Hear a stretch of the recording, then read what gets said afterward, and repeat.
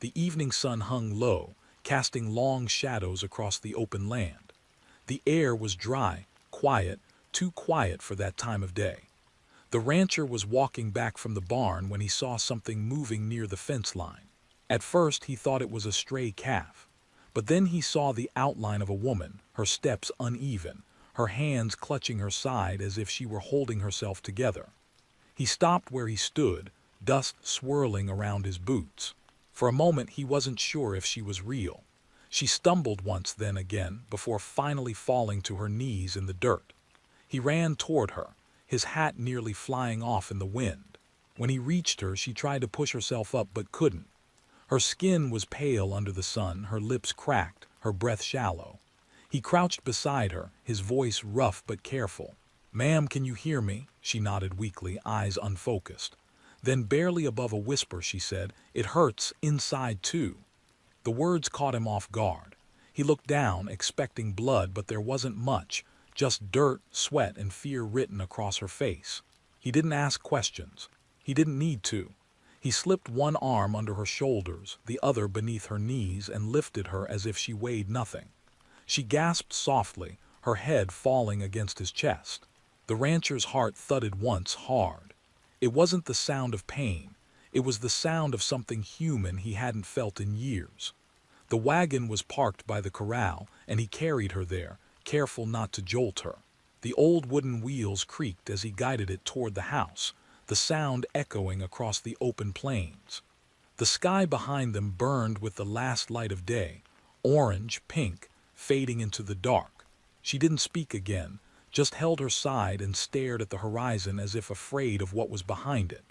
When they reached the cabin, he lifted her down, slow and steady. Her body trembled against his arms. She tried to stand on her own but nearly fell again. He caught her by the arm, steadying her. For a moment their eyes met, hers filled with fear, his with something close to understanding. Neither of them said a word.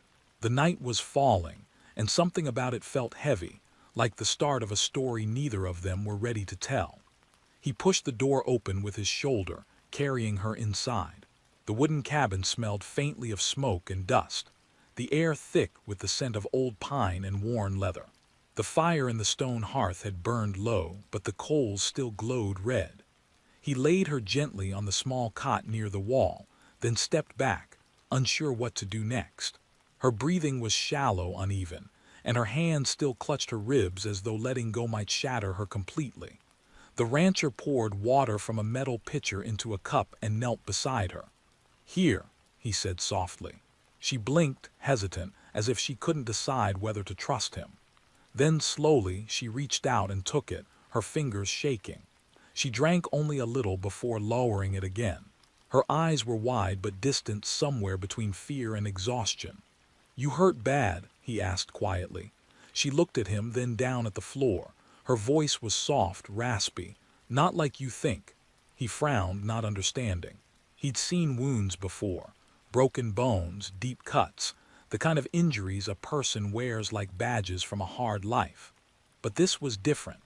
There was no blood, no obvious break, just something fragile in the way she moved, the way her shoulders curled inward as if trying to make herself smaller.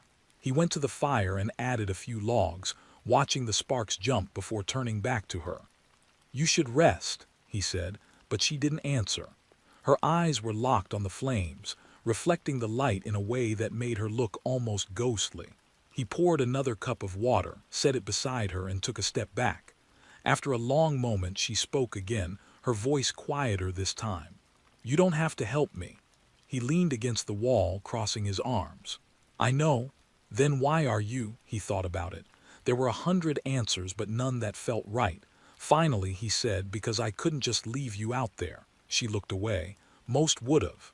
He didn't reply. Instead, he moved to the cupboard, rummaged for a clean cloth, and dipped it in the basin. When he turned, she flinched, barely noticeable, but he caught it. "I ain't gonna hurt you," he said quietly. "I know," she murmured, though her body didn't seem to believe her. He sat down on the edge of the cot, the floorboards creaking under his weight. "Where you from?" She hesitated, then shook her head. "Doesn't matter." "It matters to somebody," he said. She looked up at him, her eyes tired but fierce. Not anymore. He studied her for a moment, the flicker of firelight revealing the faint bruises along her collarbone, the way she tried to hide them with her hand. Something inside him tightened. "You fall off a horse?" he asked gently, though he already knew the answer. Her lips trembled, but she didn't speak. "Who did that to you?" he pressed, voice low but firm. Her eyes filled with tears she didn't let fall. "I told you," she said, her voice breaking. "It hurts inside too." He looked down, his jaw tightening. The meaning sank in like a slow, heavy weight. He set the cloth aside, rubbing a hand over his face. "You got a name?" he asked finally. "Clara," she whispered. He nodded once. "All right, Clara, name's Eli." She gave a weak smile that disappeared almost as soon as it came. "Eli," she repeated softly, as if testing the sound. The wind outside began to pick up, rattling the shutters. The room filled with the low whistle of the planes, a sound Eli had always found comforting. Tonight, though, it carried something else. Unease, maybe, or the ghost of someone else's trouble. He stood and moved to the window, peering out into the dark. The horizon was empty, but the feeling in his chest wouldn't settle. "Someone after you?" he asked without turning around. She didn't answer right away. When she did, her words were almost too quiet to hear. "They don't stop." He turned then, watching her carefully. "Who?" She shook her head, eyes glistening in the firelight. "Men who don't like being told no." Eli's stomach turned. He'd known men like that, men who took what they wanted and called it justice. He'd worked for a few once long ago before he learned the cost. He looked at her again, the fear in her eyes twisting something deep in him. "You're safe here," he said, though the words felt heavy. He wasn't sure he could promise that. Clara's gaze met his, uncertain but searching. "You don't even know me," he sighed. "Don't need to." The fire popped, sending a soft glow across the walls. She wrapped the blanket tighter around her shoulders, her breathing slowing just a little.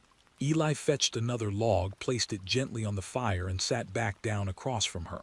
For a while, the only sound was the crackle of the wood. Then Clara said quietly, "You remind me of someone." "Yeah, who's that?" "My brother. He used to look at me the same way, like I was something he had to protect." Eli gave a faint smile. Maybe he still would if he could. She nodded but didn't answer. Her eyes drifted toward the flames again. The silence stretched, not uncomfortable but thick with unspoken things. He could tell she was fading fast, her eyelids drooping as exhaustion pulled her under. When she finally fell asleep, Eli sat there a long time, watching the shadows dance across the walls. The night outside was quiet again, but he couldn't shake the feeling that quiet wasn't peace. It was the kind that came before something broke. He looked at her once more, then toward the window, where the darkness seemed to breathe. Whatever she was running from, he knew it hadn't been left behind. And though he'd told her she was safe, part of him already knew the truth. Out here, nothing stayed hidden for long. The night stretched on without rest. The fire burned low, its faint glow brushing across the wooden walls. Eli sat near the window, his shotgun resting across his knees, his eyes fixed on the dark beyond the glass. The wind outside had calmed, but the stillness didn't bring peace, it brought questions. Every creak of the wood made him tense. Every flicker of light made him turn. The woman Clara slept uneasily, shifting now and then, her breathing shallow, caught between fear and exhaustion. When dawn began to creep in, a thin line of gold touched the horizon. Eli stood and pushed the door open just enough to peer out. The world looked quiet again, but quiet could be a lie. He stepped onto the porch, scanning the empty land. The morning air was cold, sharp. He ran a hand across his face and sighed. He'd told her she was safe, but the truth was, he wasn't sure of it himself. He went back inside to find her awake, sitting up on the cot. Her hair fell in messy strands across her face, and the blanket was wrapped tight around her shoulders. She looked smaller in the morning light, but her eyes, those eyes, held something fierce beneath the weariness. "You stayed up all night?" she asked softly. Eli shrugged. "Old habit." She watched him for a moment. "You don't trust me." He leaned his shotgun against the wall. "Trust don't come quick out here. Not for me, not for anyone." She looked down, her hands gripping the edge of the blanket. "I wouldn't blame you if you didn't." He poured water into a tin cup and handed it to her. "Ain't about blame. It's about knowing what's common." She nodded, took a slow sip, and stared into the fire as if trying to gather courage from it. After a long silence, she said, "They'll come here." Eli's jaw tightened. "You sure? They always do." He studied her, waiting for more, but she didn't speak. He could tell she wasn't talking out of fear anymore. It was certainty, experience. He'd seen that look before in soldiers, in women who had survived too much. "Who are they?" he asked finally. Her fingers tightened around the cup. "Men who work for a name you probably know. Mason Coyle." Eli's brow furrowed. "Coyle used to run cattle through these parts. Heard he moved on after the drought." She shook her head. "He didn't move on. He bought everything he could. Land, horses, men. The ones who wouldn't sell, he took from them anyway." Eli's stomach sank. He remembered the name now. Coyle wasn't just a rancher.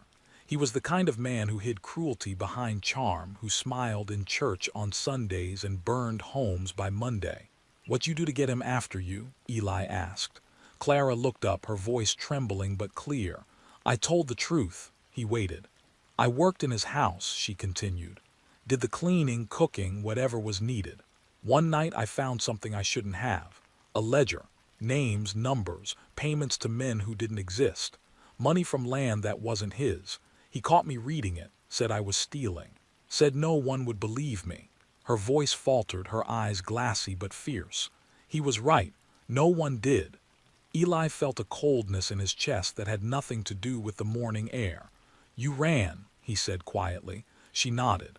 "But not before he left his mark." She pulled the blanket from her shoulder, revealing a faint burn scar just below her collarbone. "Said if he couldn't own me, he'd make sure no one else would either." Eli's hands clenched. The firelight flickered across his face, catching the anger that rose there. "And you think he'll come here?" "I don't think," she said. "I know." He turned away, staring out the window again. The land stretched wide and empty, but somewhere out there he could almost feel it. The slow crawl of dust rising from horse hooves, the faint echo of something heading their way. Clara watched him quietly. "You should tell me to leave," she said. Eli shook his head. "Wouldn't matter, they'd find you anyway, might as well meet 'em here." She swallowed hard. "You'd fight them for me." He turned to her, his eyes steady. "Ain't for you. It's for what's right." Her lips parted, but she didn't speak. The silence between them was heavy again, filled with something neither of them knew how to name. Hours passed. The sun rose higher, the wind picking up dust from the plains. Eli spent the morning tightening the gate, checking the rifles, and feeding the horse. Clara stayed near the door, watching him work. She looked fragile, but there was a quiet strength in the way she stood now, like she'd remembered she'd survived worse. By midday, the land grew still again, too still. Eli paused, his hand resting on the fence post. Then he heard it, the faint, rhythmic thud of hooves. Slow, steady, coming closer. He turned toward the horizon. A line of riders moved across the plain, small at first, then growing clearer. 5, maybe 6, the glint of sunlight off metal. He went back inside, closing the door behind him. Clara's eyes widened when she saw his face. "They're here," he said. She froze, her breath catching in her throat. "You can still run," she whispered. He shook his head. "Not my way." He walked to the table, checked the bullets in his revolver, and loaded his shotgun. She stepped closer, her voice trembling. "Eli, you don't have to do this." He glanced at her, calm and certain. "You didn't have to tell the truth either, but you did." The sound of horses grew louder, hooves striking the earth like thunder. Dust began to rise outside, drifting past the window. The fire crackled quietly behind them, the only other sound in the room. Clara pressed her back against the wall, gripping the edge of the blanket. "If they find me." "They won't," Eli said firmly. His hand tightened on the shotgun, his eyes locked on the door. The moment stretched thin, the air heavy enough to taste. Then came the sound of boots hitting the ground. Voices outside. A man called out, calm and smooth. "We're looking for a woman, heard she came this way." Eli's jaw flexed. He didn't move, didn't speak. Another voice laughed low. "Ain't no use hidden. We just want to talk." Clara's eyes met his, wide and desperate. "Please," she whispered. He took a slow breath, then stepped toward the door. The sound of his boots against the wooden floor was the only thing breaking the silence now. He stopped at the threshold, his shadow cutting across the light. Outside, the men waited. Inside, the fire burned low. He didn't open the door yet, just rested his hand on the handle and said quietly, "Stay behind me." The air was thick with tension. Outside, the horses shifted restlessly, hooves crunching over dry earth. Eli could hear the faint jingle of spurs, the whisper of leather, the kind of silence that comes before something bad. He stood still, one hand on the shotgun, the other resting against the wooden door. The men didn't call again. They didn't need to. Their presence alone spoke loud enough. Clara stayed pressed against the wall, clutching the blanket so tightly her knuckles turned white. Her lips moved soundlessly, maybe a prayer, maybe a memory. The fire behind her crackled, a low, steady rhythm that filled the quiet. Eli turned his head slightly, eyes meeting hers for a moment. "Whatever happens," he said in a low voice, "you stay down." She nodded, but her breathing came fast and shallow. Eli opened the door just enough to step outside. The afternoon sun cut across the yard, dust floating like smoke in the light. 5 men sat on horseback near the gate, the 6th dismounted, standing in front of the others. He wore a long coat and a wide-brimmed hat that shadowed his eyes, but the smirk on his face was clear. "Well now," the man said, his tone easy, almost friendly. "Ain't this a fine morning to find company out here?" Eli didn't answer. The man took a few slow steps forward, boots leaving small prints in the dirt. "We're looking for a lady. Young, dark hair, fragile thing. She's got herself turned around and we just want to see her home." Eli's voice came out calm, steady. "Ain't no lady here," the man chuckled. "Funny. We followed her tracks straight to your door." "Tracks blow easy in the wind," the smirk faded. "You know who I work for?" Eli's eyes narrowed. "Don't matter." The man stopped, his smile gone now. "Mason Coyle doesn't take kindly to folks harboring thieves." Eli's jaw tightened. "Don't recall you boys ever being the law."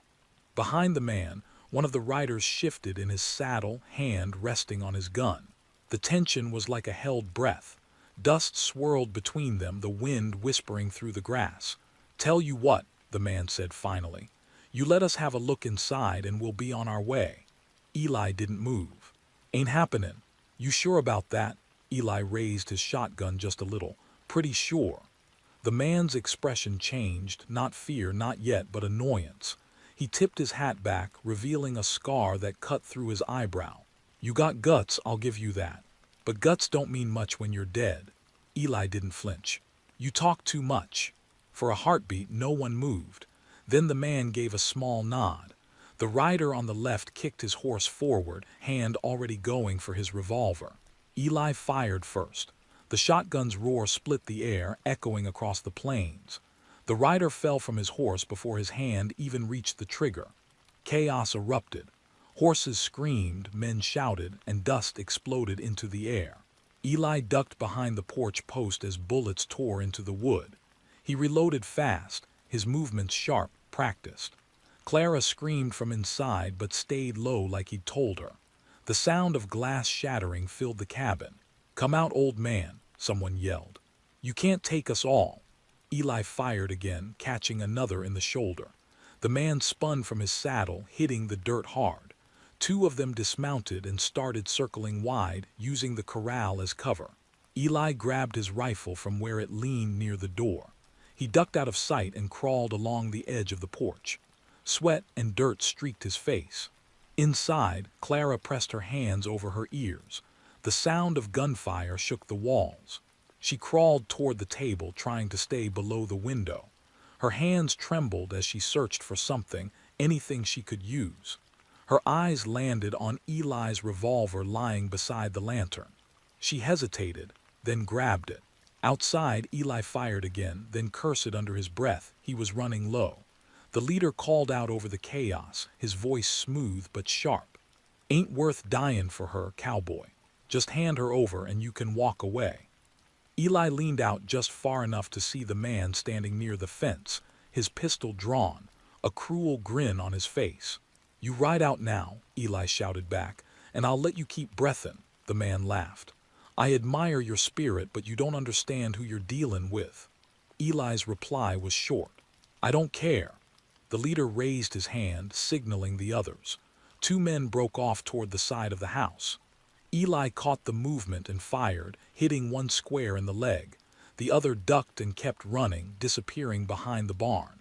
He turned to reload again, and that's when Clara's voice cut through the noise. "Eli!" He spun around just as the door burst open behind him. The man from the barn had crept up the back way, gun raised. Eli started to lift his rifle, but before he could fire, the sharp crack of a pistol split the air. The man froze, eyes wide, then fell forward into the dirt. Eli turned toward the doorway. Clara stood there, shaking, the revolver still smoking in her hand. Her eyes were wide, her breath unsteady, but she didn't lower the weapon. For a moment the world went still again. Then the leader shouted, "She's mine," and fired. The bullet whizzed past Eli's shoulder, splintering wood. He ducked and fired back, hitting the man's horse instead. The animal reared, throwing its rider. Dust and smoke filled the air, the light of the sun cutting through it like fire. Eli moved toward the man slowly, the barrel of his shotgun never wavering. The leader groaned, clutching his arm, glaring up at him. "Should have kept ridden," Eli said, voice low and cold. The man spat blood into the dirt. "You don't get it. Coyle'll send more." Eli's eyes darkened. "Then I'll be waitin'." The man's gaze flicked toward Clara, standing behind Eli. "She's marked," he sneered. "You can't save her." Eli leveled the gun. "Maybe not, but I can end you." The man froze, eyes locked on him, then slowly raised his hands. "Go on then, do it." Eli didn't move for a long moment. Then without a word, he lowered the gun slightly and stepped back. "Get your men. Get off my land." The man hesitated, then nodded to the remaining riders. They gathered the wounded, muttering curses under their breath as they mounted up. The leader was the last to leave. Before turning his horse, he looked back once, his voice bitter and low. "You just signed your death warrant, rancher." Eli didn't reply. He stood there, still as stone, until the sound of hooves faded into the distance. Only then did he let out the breath he'd been holding. Behind him, Clara's voice was barely a whisper. "Eli, they'll come back." He turned, looking at her, her hair tangled, her hands shaking, eyes wide with fear. And though he didn't say it, the truth hung heavy between them. She was right. This wasn't over. The sun had dropped low behind the hills, leaving the sky streaked in red and violet. The ranch was quiet again, but it wasn't the kind of quiet that brought peace. Smoke still rose faintly from the dirt where the gunfire had torn the day apart. Eli stood on the porch, his shotgun resting against the railing, his eyes fixed on the horizon. He hadn't said much since the men rode off. The only sound was the slow creak of the windmill turning in the distance, and the faint rustle of the dry grass swaying in the cooling air. Clara sat on the steps below him, Eli's coat draped over her shoulders. Her hands were still shaking, though she tried to hide it. The revolver she'd fired earlier lay beside her, the metal dark and cold.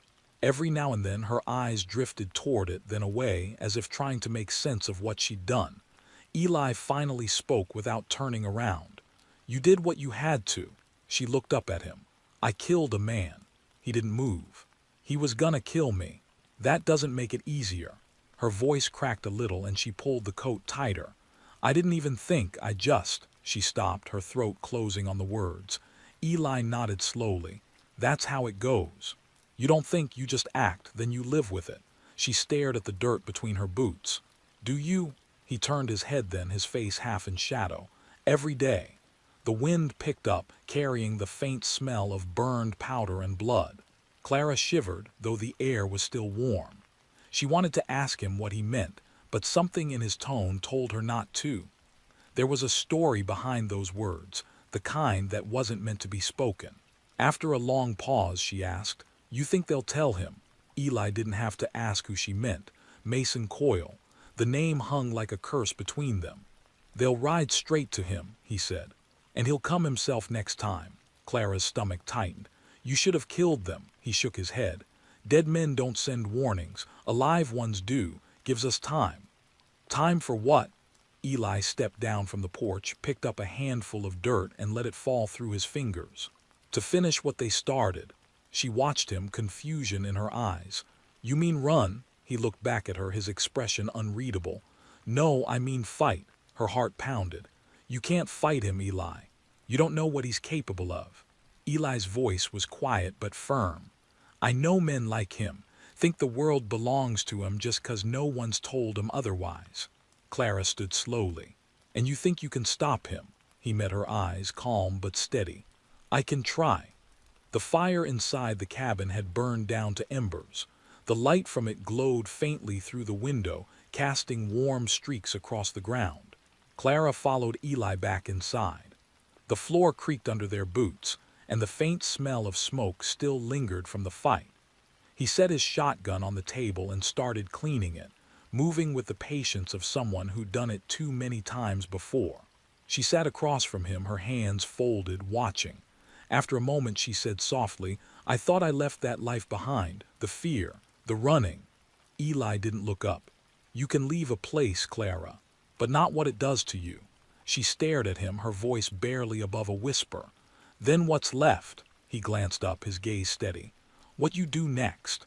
The room went quiet again, except for the rhythmic sound of him working the gun. Clara leaned back, her eyes drifting to the window. The night outside looked endless.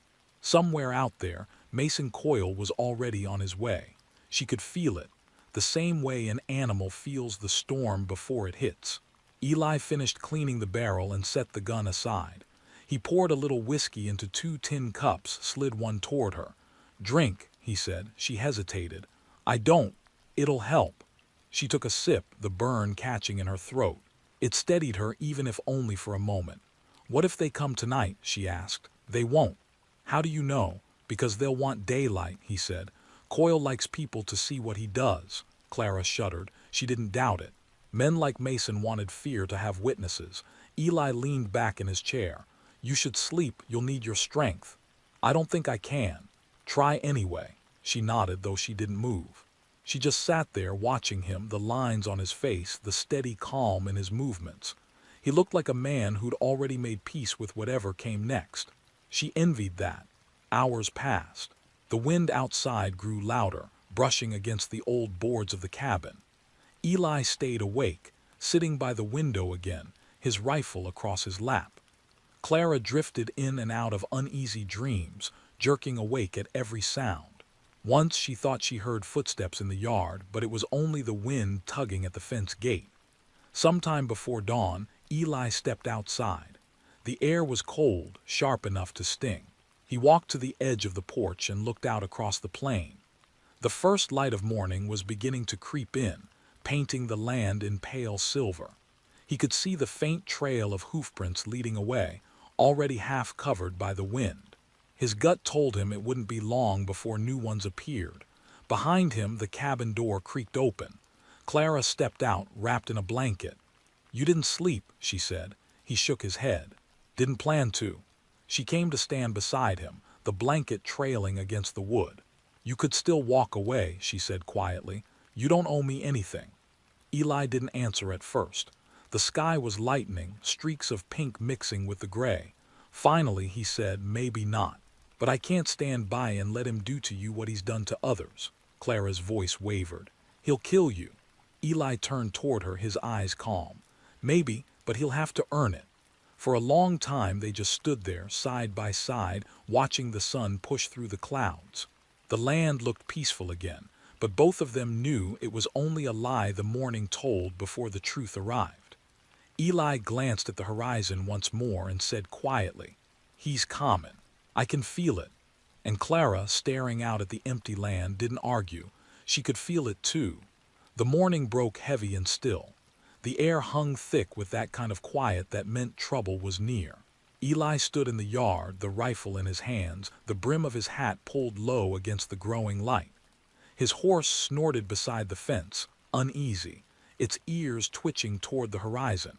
He'd been up all night, watching the land. Nothing moved out there, not yet. But the kind of men who came for blood didn't always make noise first. Inside, Clara was pacing. She tried to sleep, but her body wouldn't let her. Every creak of the floorboards made her jump. Every gust of wind against the walls sounded like boots in the dirt. She stopped by the window, watching Eli from behind the glass. There was something unshakable about the way he stood, tired, worn down but steady, like he'd already made peace with whatever came next. She wrapped the blanket tighter around herself and stepped outside. The cold morning air bit at her skin, but she didn't care. "You think they're close?" she asked quietly. Eli didn't look at her. "Closer than we want 'em to be." "How many?" "Hard to say." He adjusted the rifle strap across his shoulder. "Enough to make it quick if I'm not smart." Clara swallowed hard. "You shouldn't have stayed." He glanced at her then, a faint half-smile tugging at the corner of his mouth. "Too late to change my mind now." The wind carried the faint sound of something distant, like a low hum, almost lost in the open air. Eli turned his head slightly, listening. Then he heard it again. Hooves, slow, measured, deliberate. The kind of rhythm that told him these men weren't lost or wandering, they were coming with purpose. He looked at Clara. "Inside, now," she hesitated. "Eli, go." She obeyed, though every step away felt heavier than the last. Inside, she moved to the window again, her pulse racing. Through the glass, she saw him walk to the middle of the yard, his figure small against the wide land. The sound of horses grew louder until she could make out shapes, 5 riders, maybe 6, cresting the ridge, sunlight flashing off their rifles. Eli stayed still, one hand resting on his gun, the other hanging at his side. The riders stopped about 20 yards out, dust swirling around their horses. The man at the front wore a long black coat, his hat tilted low, his beard trimmed to a sharp edge. Even from a distance, Clara knew who it was. Mason Coyle. He dismounted slowly, moving with the ease of a man used to having power. "Mornin', rancher," he called out. His voice was smooth, polished, but cold underneath. "Heard you've been entertainin' my property."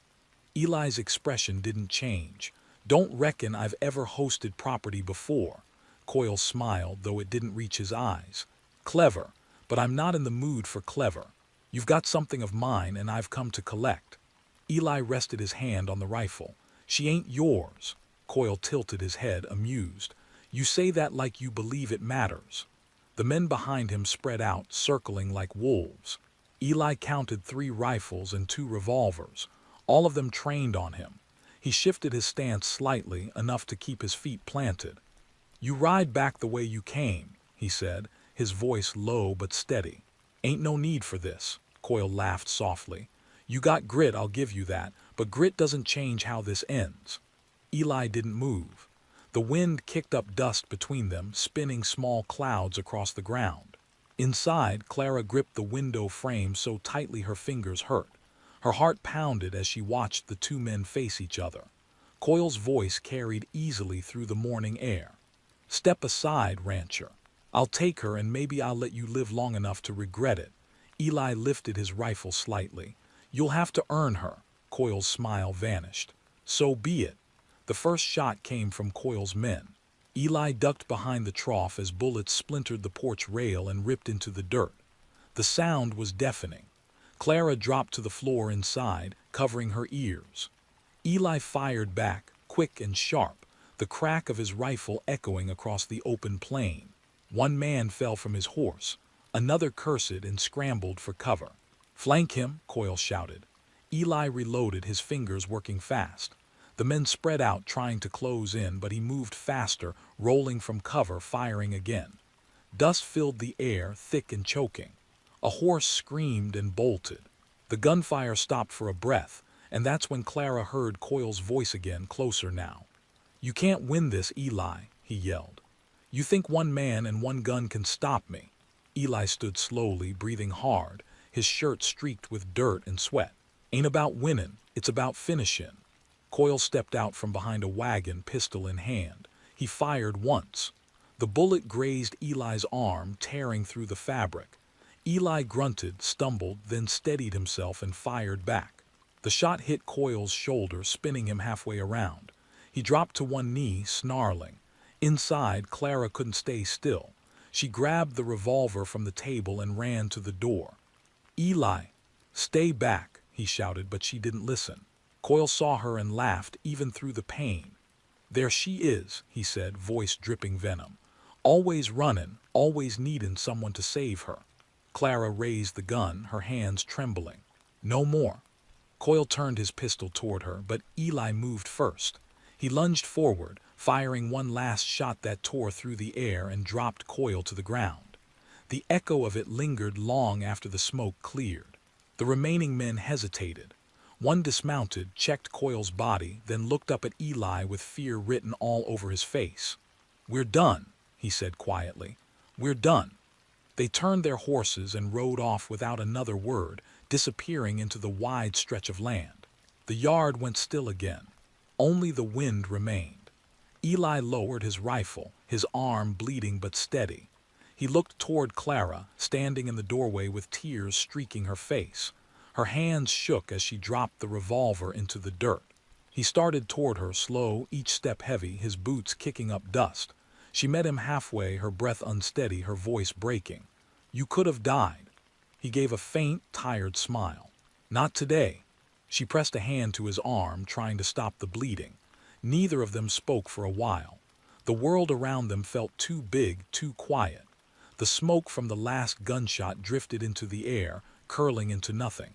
Coyle lay still in the dirt, the sun rising higher behind him. The light caught the edge of his fallen hat, the final shadow of a man who thought he owned everything. Eli looked out across the plains, his chest rising and falling slowly. The fight was over for now, but both of them knew that out here, peace never lasted long. The wind carried the scent of dust and gunpowder, and somewhere far away, a hawk cried out into the empty morning.